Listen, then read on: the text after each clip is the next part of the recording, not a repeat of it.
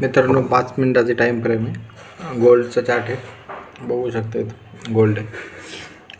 3:30 वाजता सकाळ 3:30 वाजता ओपन झाला होता, खाली आला होता. आपण इथं एक बाईंगचा प्लॅन केला होता, ठीक आहे.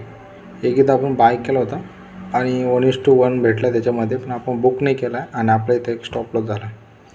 देन खाली आलं, इथं लिक्विडिटी स्वीप झाली. इथं जेवढे जे बायर होते, इथं ज्या लोकांनी बाय केलं होतं त्यांची लिक्विडिटी इथं स्वीप झाली. त्यानंतर आपण इथं आपल्या सेटअपनुसार पीक बुल लेवलनुसार आपण इथं एंट्री घेतली होती याच्या हायला, ठीक आहे. आणि आपला स्टॉप लॉस मी हा ठेवला आहे. ॲक्च्युली स्टॉप लॉस हा होता, बट मी हा ठेवल्यामुळे स्टॉप लॉस मारून मार्केट वर गेलं आणि आपल्याला इथं टार्गेट होतं आपलं 1:3चं. तर इथं बघू शकता मित्रांनो, मार्केट किती वरती गेलं आहे, खूप वरती गेलं आहे. 1:3 पर्यंत मार्केट वरती गेलं आहे. तर इथं माझी एक चूक अशी झाली आहे की मी हा स्टॉप लॉस न ठेवता हा स्टॉप लॉस ठेवला आहे, स्टॉप लॉस ट्रेल केला आहे. ॲक्च्युली हा स्टॉप लॉस होता.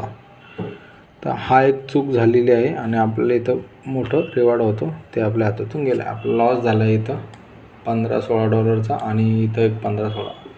टोटल आपले 2 ट्रेड झाले. त्याच्यानंतर दुपारी जे आहे ना, एक सेटअप बनला होता सेल साईडचा. इथं फिबोनाचीनुसार आपण एंट्री घेतली होती, बट आपला इथं जे आहे इथं पण स्टॉप लॉस झाला आहे.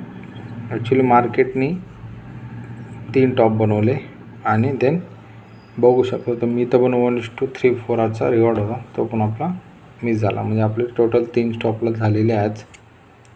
त्यानंतर आता जे चालू आहे मार्केट, आपण इथे एक पेपर ट्रेड केला होता. आता 3 स्टॉप लॉस झाल्यानंतर ट्रेड केला नाही मी, आणि इथं आपण एक सेल केला होता कन्सोलेशन झोनमध्ये. आणि बघू शकता 1:2चा रिवॉर्ड होतं.